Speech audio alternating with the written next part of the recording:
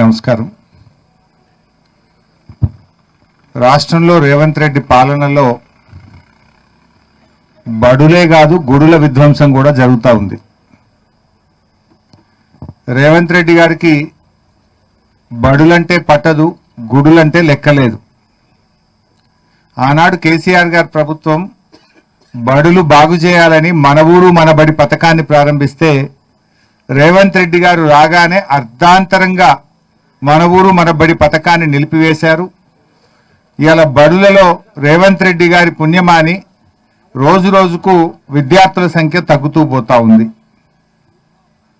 రేవంత్ రెడ్డి పాలనలో ప్రభుత్వ పాఠశాలల్లో విద్యార్థుల సంఖ్య రోజు రోజుకు తగ్గిపోతా ఉంది. అంటే రేవంత్ రెడ్డికి బడులంటే పట్టదు, దేవుడంటే లెక్కలేదు. రేవంత్ రెడ్డి గారు ఎందుకు ఈ మాట అంటున్నాం?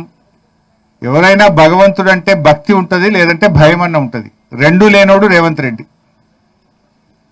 ఆనాడు 15 ఆగస్టు 2025 నాటికి 100% రుణమాఫీ చేస్తానని రాష్ట్రంలో కనబడ్డ దేవుని మీదల్లా ఒట్టు పెట్టాడు.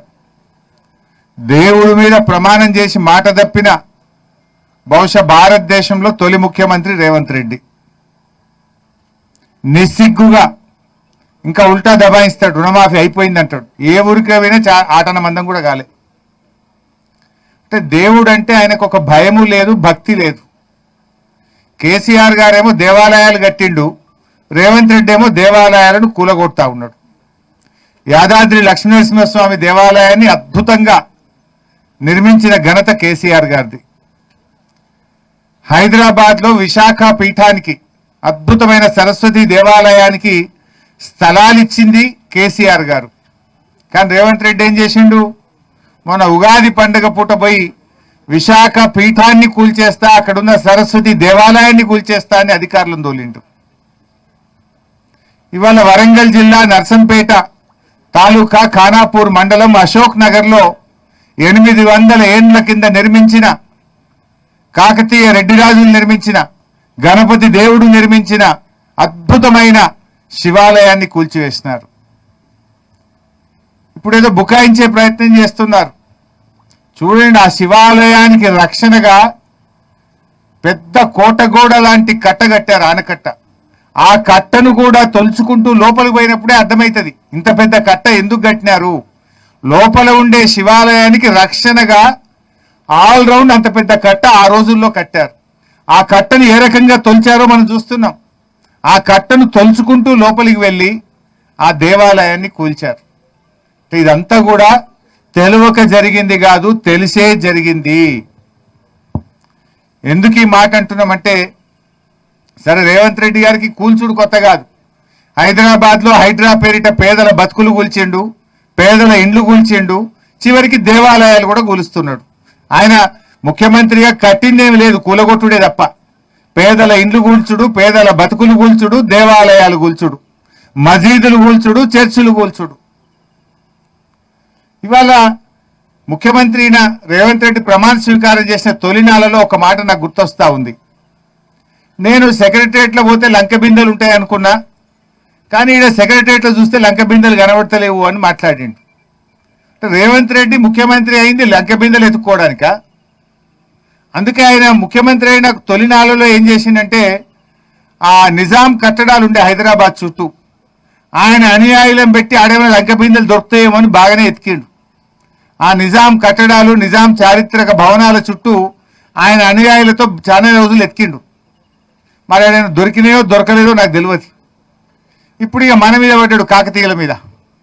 కాకతీయ రాజులు నిర్మించినటువంటి పురాతన ఆలయాల్లో మరి అక్కడ ఆ నిధులు లంకె బిందెలు ఉంటాయి, గుప్త నిధులు ఉంటాయని చెప్పి ప్రసిద్ధి. ఎందుకంటే ఆ రోజుల్లో ఏం చెప్పేవాళ్ళంటే, శత్రురాజులు దాడి చేసినప్పుడు వారికి దొరకకుండా ఉండడానికి వజ్రాలు, వైడూర్యాలు, సంపదనంతా కూడా మరి గుహల్లో కానీ దేవాలయాల దగ్గర దాచేవారని నానుడు ఉంటుంది. సో అందుకే రేవంత్ రెడ్డి గారు ఉద్దేశపూర్వకంగా, ఎందుకంటే ఆయనే విద్యాశాఖ మంత్రి, ఈ స్కూల్ ఇక్కడ శాంక్షన్ కాలే, ఫస్ట్ స్కూల్ శాంక్షన్ అయిన జాగా వేరే ఉన్నది, ఇదే కాన్స్టిట్యున్సీలో వేరే చోట జీవో వచ్చింది. అక్కడి నుంచి ఇక్కడికి మార్చడము, అర్ధరాత్రి పూట తవ్వకాలు జరపడం అంటే ఇది రేవంత్ రెడ్డి డైరెక్షన్ లో గుప్త నిధుల కోసం జరిగిన తవ్వకము. గుప్త నిధుల వేటలో 800 ఏండ్ల చారిత్రక సంపద శివాలయాన్ని కూల్చివేసిండు ఇవాళ రేవంత్ రెడ్డి గారు. ఇవాళ ఎందుకు ఈ అనుమానాలు వస్తున్నాయంటే మేం చెప్పడం కాదు, ఇది జిల్లా అధికారి, జిల్లాకు చెందిన assistant director department of heritage and culture Bujji గారు, ఆయన కలెక్టర్ గారికి రాసిన లేఖ ఇది. ఈ వరంగల్ జిల్లా హెరిటేజ్ అధికారి బుజ్జి గారు రాసిన లేఖ. ఇందులో ఆయన ఏమంటాడంటే స్పష్టంగా గర్భగుడి కింద ప్రాచీన ఆలయ ప్రదేశాల కింద సాంప్రదాయకంగా ఉంటాయని నమ్మే గుప్త నిధులు లేదైనా విలువైన వస్తువుల కోసం ఈ తవ్వకాలు జరిపి ఉండవచ్చును అని మేమనడం లేదు. ఈ జిల్లా అధికారి కలెక్టర్ గారికి కంప్లైంట్ చేశారు. పురావస్తు శాఖ అధికారి కలెక్టర్ గారికి కంప్లైంట్ చేశారు. 7వ తేదీ కంప్లైంట్ చేస్తే ఇవాళటి వరకు ఎఫ్ఐఆర్ కాలేదు, ఇవాళటి వరకు కలెక్టర్ గారు చర్యలు తీసుకోలేదంటే దీని వెనుక రాష్ట్ర ప్రభుత్వ పెద్దలు ఉన్నారు కనుకనే కలెక్టర్ గారికి ధైర్యం చాలతలేదు. నేను అడుగుతున్న కలెక్టర్ గారిని, నేను అడుగుతున్న చీఫ్ సెక్రటరీ గారిని, నేను అడుగుతున్న రేవంత్ రెడ్డి గారిని, దేవాలయాలు ఒకవేళ మీ ఆదేశాలే లేకపోతే, మీకు సంబంధం లేకపోతే ఈ దేవాలయాలను కూల్చిన అధికారుల మీద, కాంట్రాక్టర్ మీద, ఇంజనీర్ల మీద మీరు చర్య తీసుకొని ఉండేవాళ్ళు కదా. మీరు ఇప్పటిదాకా చర్య తీసుకోలేదంటేనే ఇది మీ కనుసన్నల్లో మీ ఆదేశాలతో జరిగిందనే ఈ ప్రాంత ప్రజలు అనుకుంటా ఉన్నారు. ప్రజలే కాదు, పురావస్తు శాఖ అధికారి తన లేఖలోనే స్పష్టంగా కలెక్టర్ గారికి కంప్లైంట్ చేసినారు. అంటే ఈ దేవాలయ కూల్చివేత గుప్త నిధుల కోసం జరిగిన దాంట్లో భాగంగా ఒక హిందూ దేవాలయాన్ని ఇలా మీరు కూల్చివేసినారు.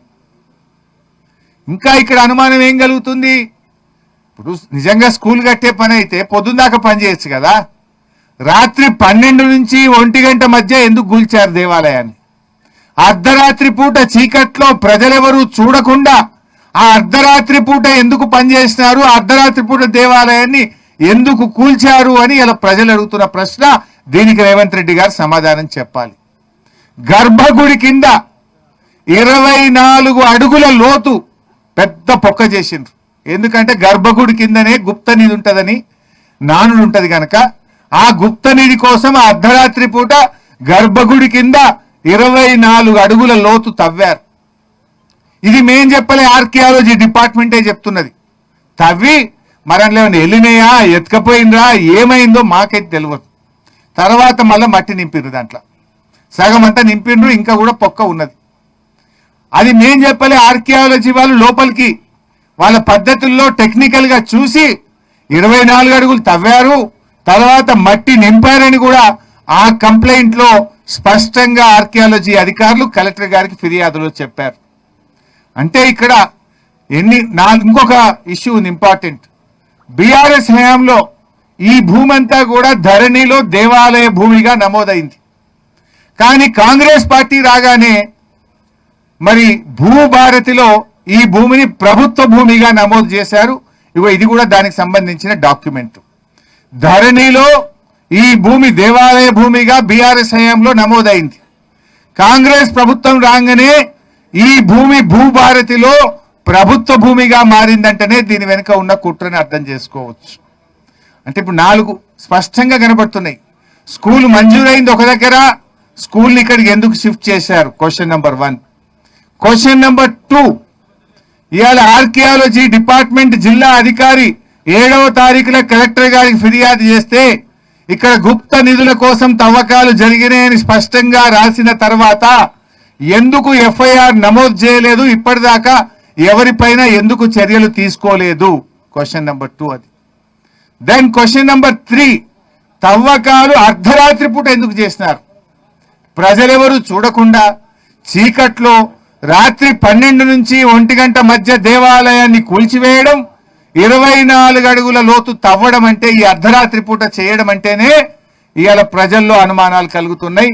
This is question number 3. Question number 4, ఇవాళ పురావస్తు శాఖ మరి కంప్లైంట్ ఇస్తే ఇప్పటిదాకా మిషనరీ మీరు సీజ్ చేయలే, ఇప్పటిదాకా మీరు ఎటువంటి చర్యలు తీసుకోలే, పోలీసులు స్పందించలే. క్వశ్చన్ నెంబర్ 5, ధరణిలో దేవాలయ భూమిగా ఉన్న భూమి మరి కాంగ్రెస్ రాగానే ఇది ప్రభుత్వ భూమిగా ఎట్లా మారింది? వీటికి వీళ్ళు సమాధానం చెప్పాలి.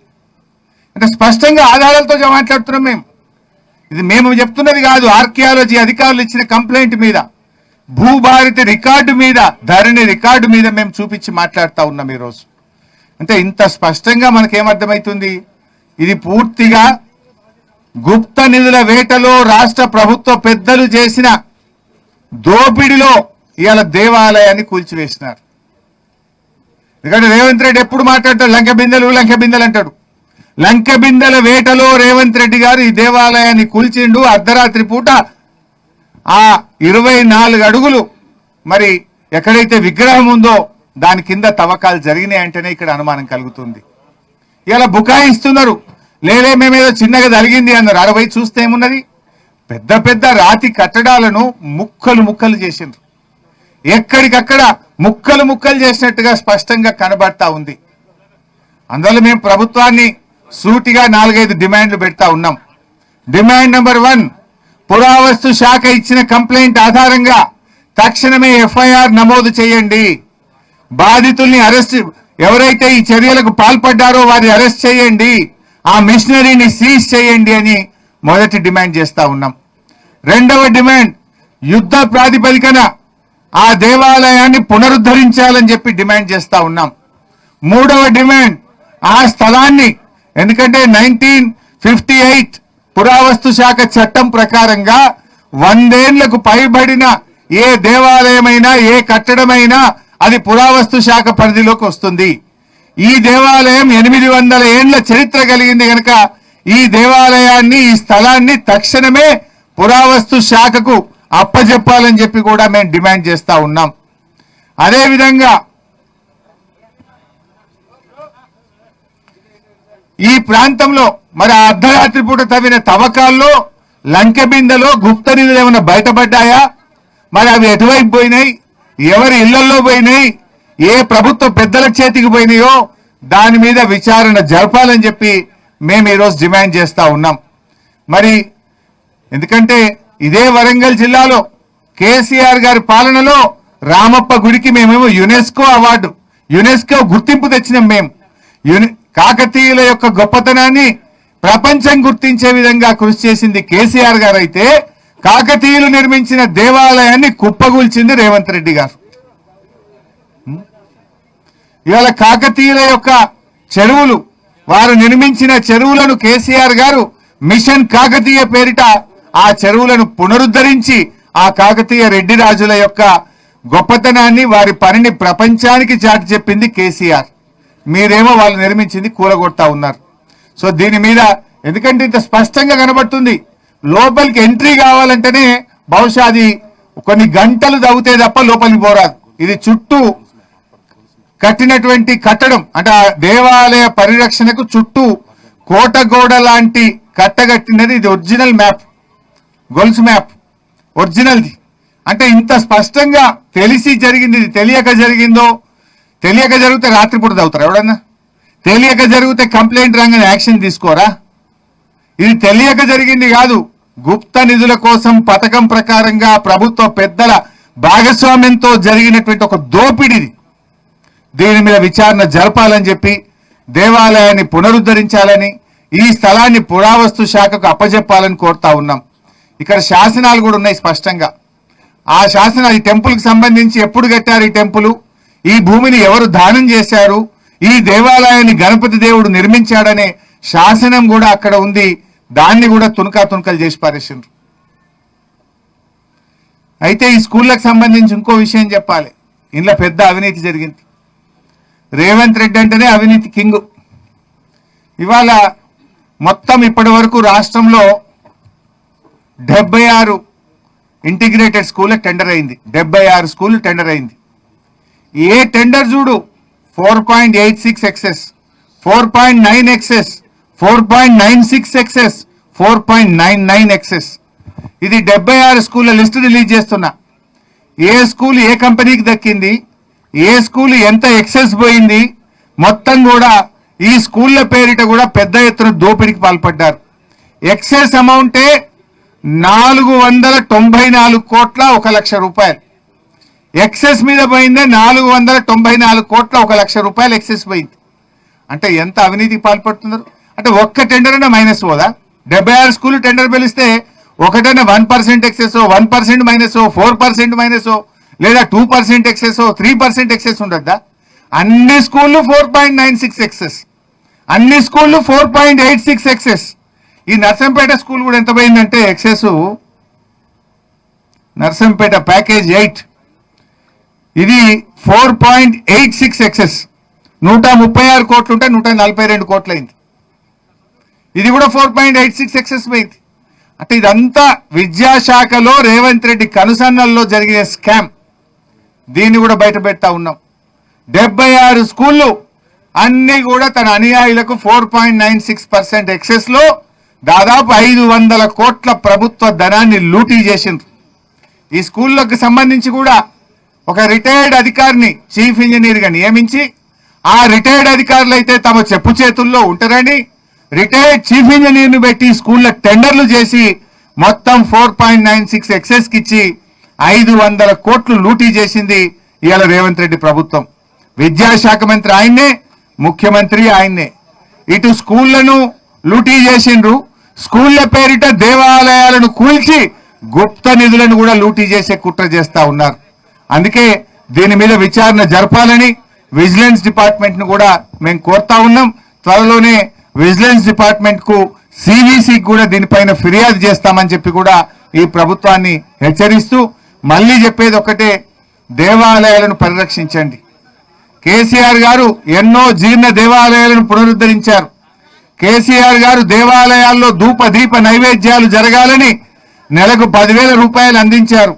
అద్భుతంగా అంగరంగ వైభవంగా శిలలతో కూడిన యాదాద్రి లక్ష్మీనరసింహస్వామి దేవాలయాన్ని కట్టారు. మరి మీరు ఇప్పటికైనా ఇటువంటివి మానుకోవాలి. ఈ గుప్త నిధులపైన విచారణ జరపాలి. ఈ దేవాలయాన్ని పునరుద్ధరించాలి. స్కూళ్లు కట్టడానికి కావలసినంత జాగలున్నాయి. ఇంకెక్కడైనా స్కూళ్లు తప్పకుండా కట్టండి. మేము స్కూళ్లకు వ్యతిరేకం కాదు. ఇక్కడ కూడా ఆ దేవాలయం పక్కన బయట ఇంకా కావలసినంత ల్యాండ్ ఉంది. ఈ జాగలు కట్టచ్చు. పోయి ఆ గుడినే గుల్చుడు ఎందుకు? గర్భగుడినే గుల్చుడు ఎందుకు? ఆ గర్భగుడి కింద 24 ఫీట్లు పొక్క తవ్వుడు ఎందుకు అన్నదే క్వశ్చన్. ఆ తవ్వుడు రాత్రి 12 గంటలకు ఎందుకు తవ్వుడు అన్నదే క్వశ్చన్. జాగలేక కాదు కదా, చుట్టూ కావలసినంత జాగుంది స్కూల్ కట్టనీకి. ఇవాళ బడి ఉన్న కాడ గుడి కట్టచ్చు, గుడి ఉన్న కాడ బడి కట్టచ్చు, దానికి మేము అభ్యంతరం లేదు. కానీ చుట్టూ జాగని ఇడిచిపెట్టి పోయి గుడినే కొట్టుడు ఎందుకు? గర్భగుడిని కొట్టుడు ఎందుకు? దాని కింద 24 ఫీట్ల పొక్క దవ్వుడు ఎందుకు? అర్ధరాత్రి దవ్వుడు ఎందుకు అన్నదే ప్రజలు అడుగుతున్న ప్రశ్న. దానికి రేవంత్ రెడ్డి సమాధానం చెప్పాలి.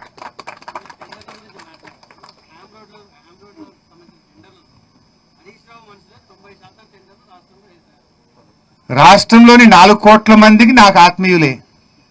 రాష్ట్రంలో ఉండే అందరూ ప్రజలు నాకు ఆత్మీయులే. అందరికి కావలసిన అందరూ నాకు కావలసిన వాళ్ళే. మరి 90% మంది హరీష్ రావు మనుషులు ఉంటే క్యాన్సిల్ చేయి. నేనే అడుగుతున్నా కదా టెండర్లు క్యాన్సిల్ చేయమని. హ్యామ్ రోడ్ల పేరు మీద 5,000 కోట్ల కుంభకోణాన్ని నేను బయట పెట్టినా. హ్యామ్ రోడ్లలో ఒక్కొక్క టెండర్ను 25% ఎక్సెస్కి ఇచ్చింది, 25% ఎక్సెస్. దానికి బయట పెట్టింది అసెంబ్లీలో నేను కదా. దాన్ని బయట పెట్టి పోరాడుతున్నది నేను. నా మనుషులను నువ్వు నా మీద ఆరోపణ చేయడం. నా మనిషా నీ మనిషా కాదు, అది రాష్ట్ర సంపద, రాష్ట్ర ప్రజల కష్టము, రాష్ట్ర ప్రజల చెమట చుక్కలతో రాష్ట్ర ప్రభుత్వానికి వచ్చే ఆదాయము.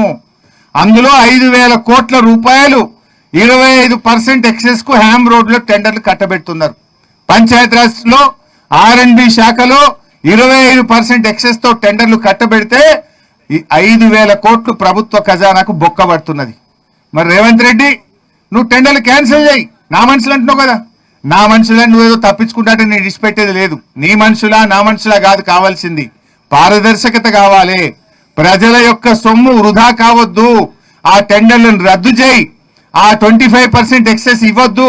మన రాష్ట్రంలో 5% కంటే ఎక్కువ టెండర్లు ఎప్పుడు బీఆర్ఎస్ హయాంలో ఇవ్వలేదు. ఆ నిబంధన దాంట్లో పెట్టు. మొబిలైజేషన్ అడ్వాన్స్ రద్దు చేయమని మేము డిమాండ్ చేస్తున్నాం.